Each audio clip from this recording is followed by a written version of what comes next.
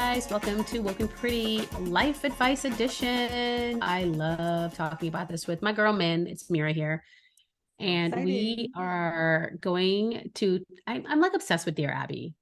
I know she's old school. I know she like died when she was in her 90s and this is from like the 50s, but it is such a syndicated thing and people write in. I guess they just bought the Dear Abby name and like they have their people writing in. But I found one that was published this past week on October 29th. And I think it's a very short, cute one that I'm responding to right now. I want to hear it. Yes. Okay. I don't even want the title. Just, I always judge the titles because I'm like a hard reactionary person. But the title is Dear Abby, my friend came over unannounced while I was on vacation. What? God. Okay, let's get into it. A friend came to my home while she knew I was on vacation. I had a trusted painter doing some work in the house. The friend came over, walked in as though I had given her permission, and looked through the house. I know this because the painter mentioned it to me afterward. The painter was upset to learn she had deceived him, and I'm appalled by her incredibly rude behavior. Can and should a friendship continue after such invasion? So she probably told the painter that, no, she told me to come in to look for whatever, and then went through the house. Like the audacity. A little bit, yep. My God. I have so many questions for this. Like, one, what was your friend looking for? Two, you clearly trusted her that she knew you were away. She knew that you had somebody in the house to let her in. Mm-hmm. Damn. Would you confront her? What would you do? Change my locks. Never talk to her again. No, the painter was there. The painter probably let her in. And you can't blame the painter. They didn't know. No, because right? I think he took her word for it. Of course. And really, she said he was upset when he found out that she hadn't given the girl permission because he obviously let her in. But damn, talk about. I mean, I would tell the painter, I was like, you wouldn't know. Like, it's like, I'm not blaming you, but what would you do for your friend? I would, we wouldn't be friends for very long after that. Would you say anything or would you just let it be and just put her at arm's length? I think it would depend on how I was feeling that day. Both you and I are having friend feelings these days. So I'm going to tell you what I'm going to do. Okay. I would call her out and I'd be like, hey, whatever his name was, Martin said that you came by. What's up? Was there something? How come you didn't tell me you were going to stop by? You knew I was away. What's going on? And I would just honestly stop right there and just wait for their reaction or not reaction and see how they reacted. Because why are you going through my house? What are you looking for? Are you looking for money? Are you looking through my stuff? What the hell? I want to hear what you have to say. And I would literally say, next time, just let me know if there's something that you need from my house. I thought it was weird. So just want it. And I would just let it out there because I would want her to know that I know. And hell yeah, I would keep her at arm's length. Girl, you're not coming back to my house ever. Ever. No, I would, but I would still change. She wouldn't get invited back in. I for sure an arm's length. I don't know if I would say anything, but for sure an arm's length. But to give you an idea, like I recently moved and I can count the number of people who have been in my new home. And I'm about to move again and I will go back. I will count the number of people who will, because it's no. But do you feel like the older you get, the more protective you are of your space? Yeah. I think that I wasn't protective of my space for a long time. And I've recently come to the fact that like I have a little child and he's older and he demands more of my physical being and my mental being. And I know people say, oh, it's hard when they're little, but it's actually harder when they're getting older. And I just don't want to have to think about other people in my space. And especially people that I have to do work for. If you are helping me, like my mom or my sister or whatever, my best friend, you're not in my space. Like I need you there. You're giving me space by being there, actually. But everybody else, like it's hard because you're a guest. And unless you're not a guest, I don't know. I am very protective of my space. I agree with you. Also, just not just of the physical space, but of like your mental space. Like them being around takes a lot of stress and mental. I remember somebody saying this to me years ago. I think he was like the first millionaire I'd ever met when I was very young. And I think those words didn't really resonate until I was much, much older. I know they didn't resonate until I was much, much older, but I remember him saying, you make the amount of money of the top 5 people who are in your life. And I now will tell you that it isn't about necessarily the amount of money that you're making, but more in the sense of where your head is at. So if you are emotionally immature, if you feed into the patriarchy and men come first in your life, if you aren't a girl's girl, immediately, I may not tell you that you're no longer in my life, but I will make sure that you don't have a big place anymore. And if I have claimed you for a while, I've now stopped claiming you as not just a friend, but if I had claimed you for a little while as you were part of the family and now you're not getting invited to family events, there's a reason for that. And if you don't recognize that, then I'm not going to be able to help you.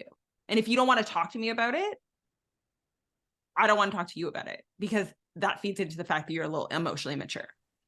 I think you and I are in the same space, I think, because sometimes you don't have to have a conversation about it. Sometimes it's in the actions, and my actions can change as a reflection of your actions. Yes. And if you can't see it, that's on you. I don't owe you anything.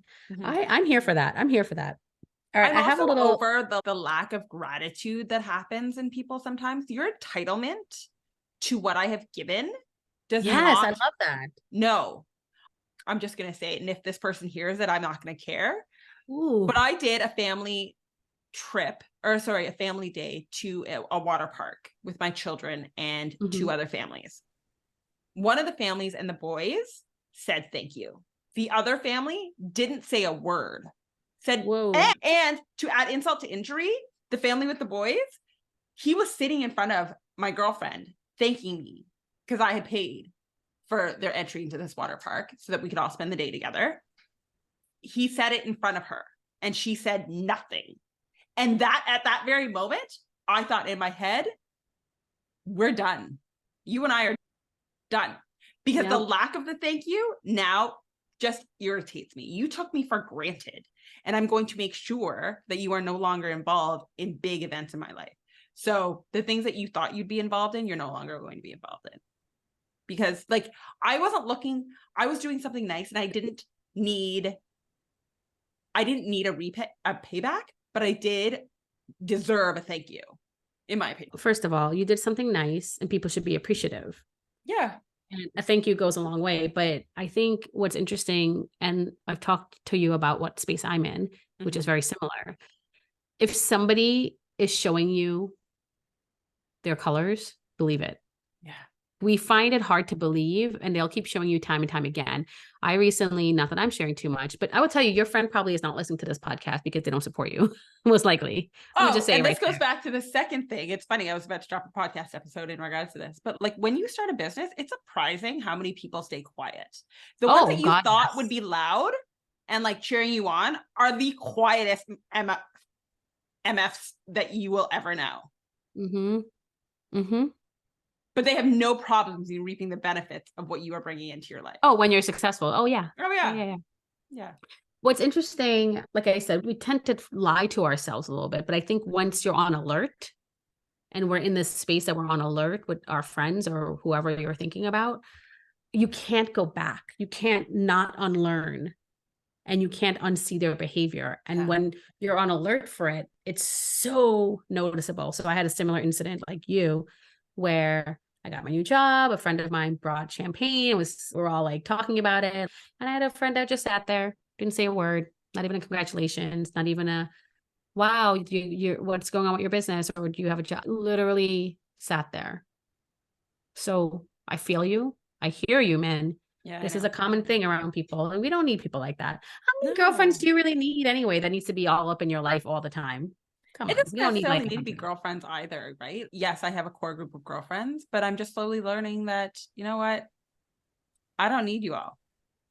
And I know that sounds a little harsh, but it's not hard. The other thing that is frustrating to me at this point too in my life is that, and maybe because I view this as being something that I know that I need, but if you aren't going to protect me in the moments that I can't protect myself. So if you're sitting across, Meera, if you were sitting across from somebody that we mutually know and she starts talking crap about me behind my back and you decide that you're going to stay quiet, you now become the person that I'm going to stay quiet about when somebody talks about you. What if they stay quiet? If they don't participate in the conversation, They better sure as hell be telling you everything that person said. Let me tell you. I shut it down though. I don't Not like to only talk did she about not say anything, she then manipulated me into talking to this woman and getting her to help her see her own self-worth. And I was like, you just manipulated what? me. Oh. That's stupid. No, Again, that's stupid. Okay. Again, and this woman called me a bee behind my back for 3 years and continues to do so. And then this person listens to it. No, that's not good. I thought it was like a one-off. No, that's not a supportive friend. That's not someone you need in your life. Listen, we need people in our lives that can hear us and see us, but at the same time, when you realize that you're a bulk of the relationship and that relationship is no longer serving you, it's okay to break up, or it's okay to take a step back, and it's okay for friendships to change. It doesn't have to be that level of friendship anymore. You don't have to not have this whole big fight and be out of your life, but it could be where your acquaintances, or if they're in a group, you're like, hey, what's up? And then move on. You don't have to share your piece with them. And that's okay. And that's okay. Relationships change, and you don't have to explain yourself, just like they don't have to explain themselves. That's all. Yeah. I'm believing that as I move on forward in my life, guys, just so y'all know. Anyway, that was the appetizer there, Abby.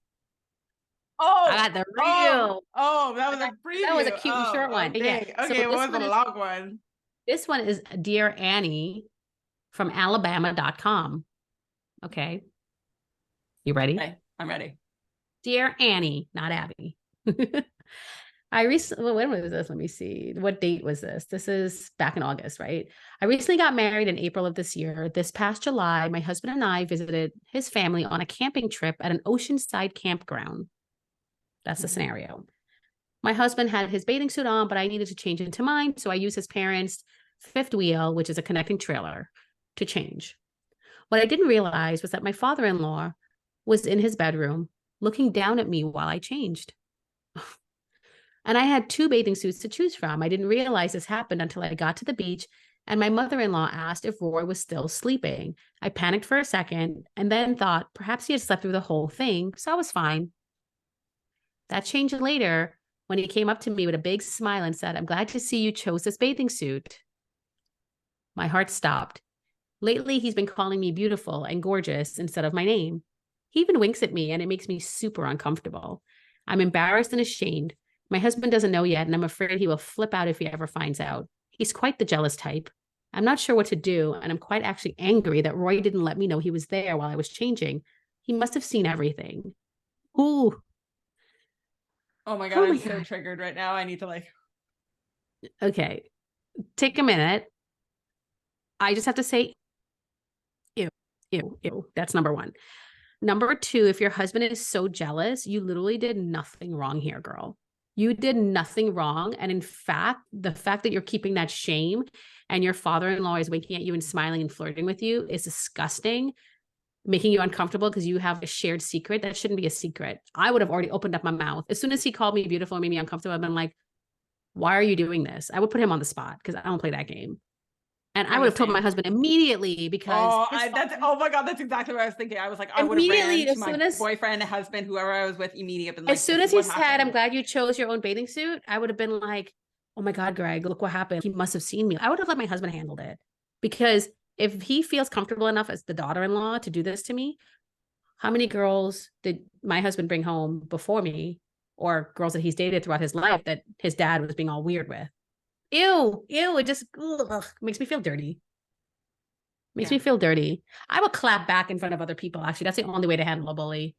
Next time he called me gorgeous or something, I would be like, please don't call me that.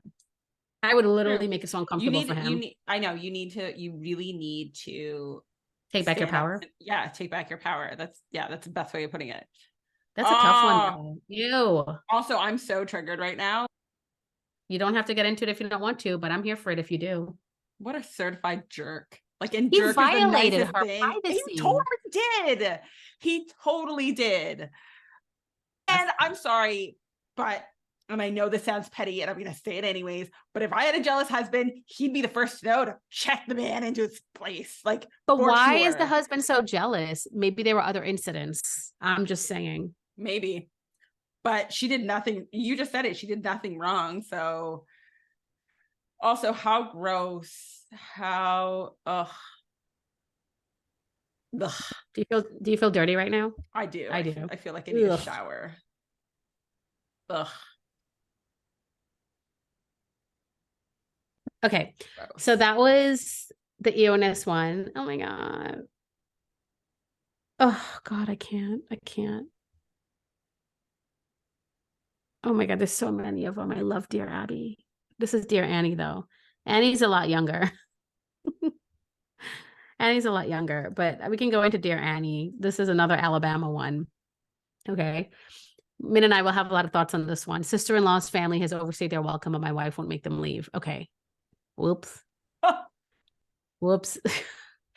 Okay. I'm currently married with no kids. I travel a lot for work and vacation.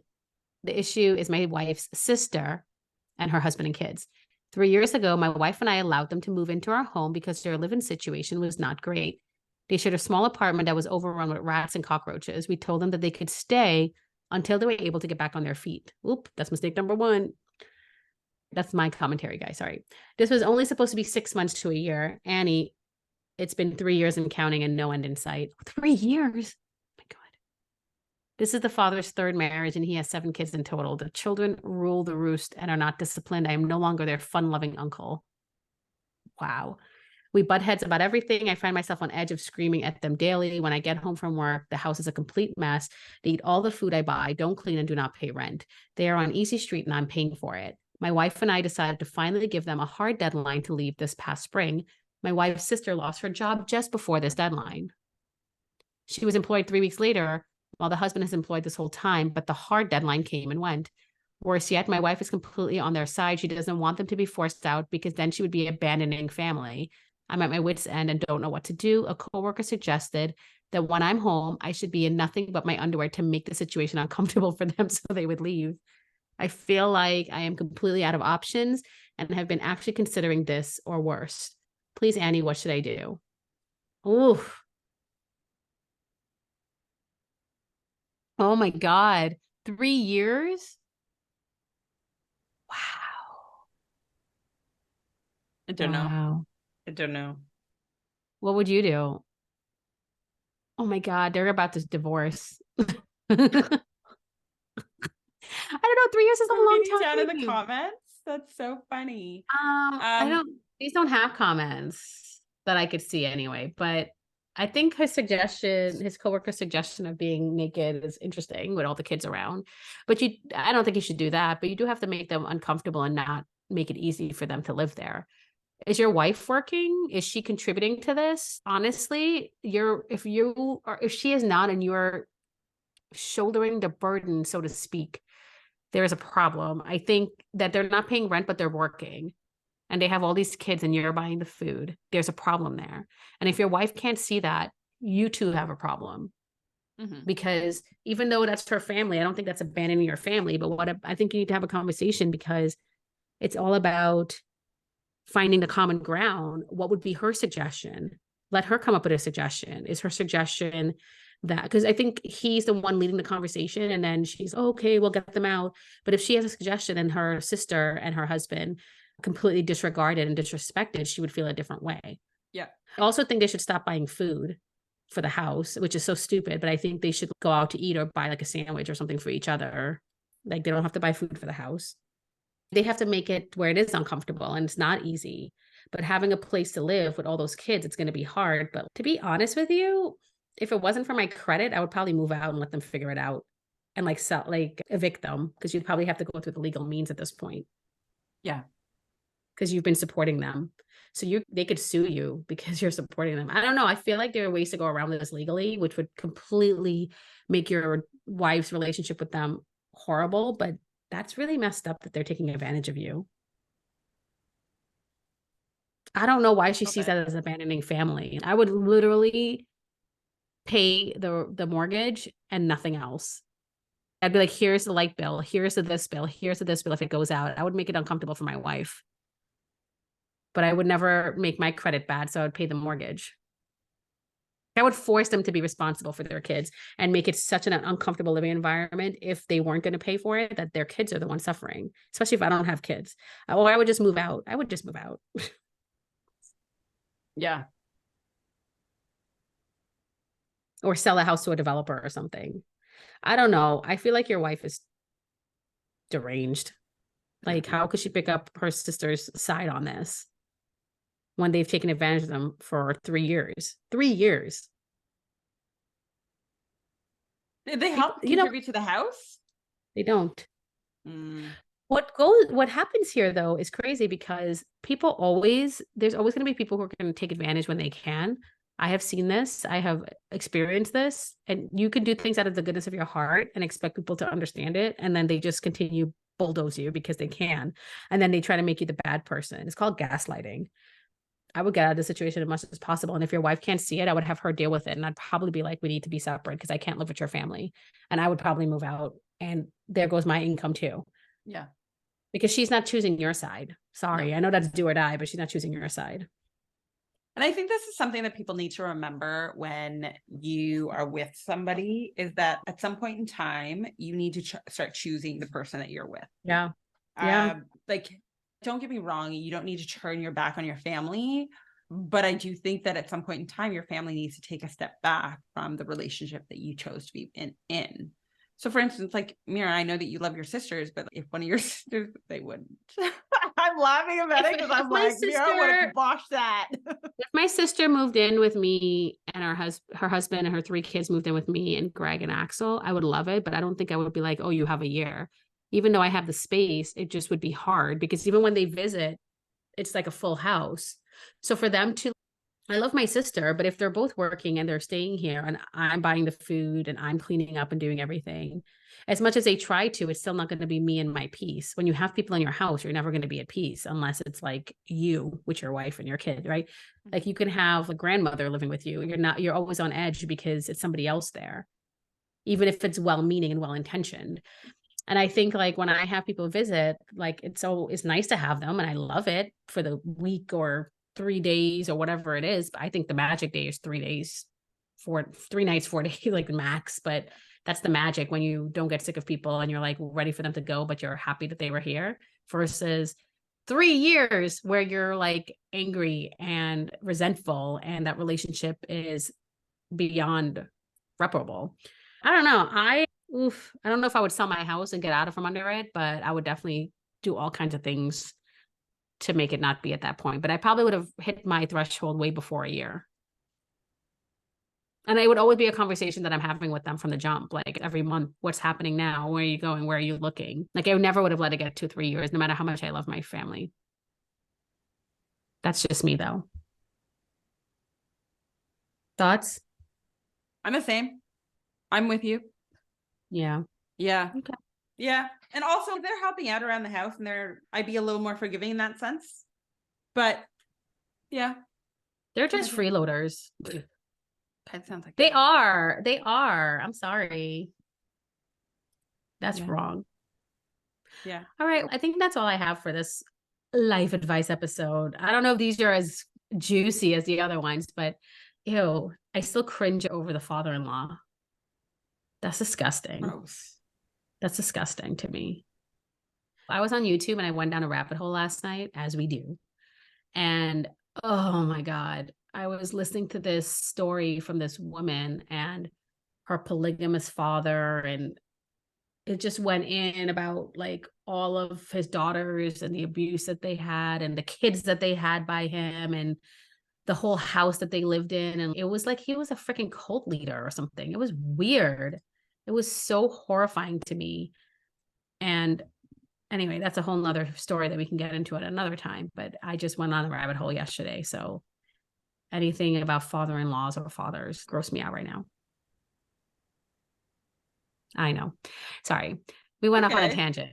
Anyway, weird woke and pretty episode, but don't change in campers that don't belong to you.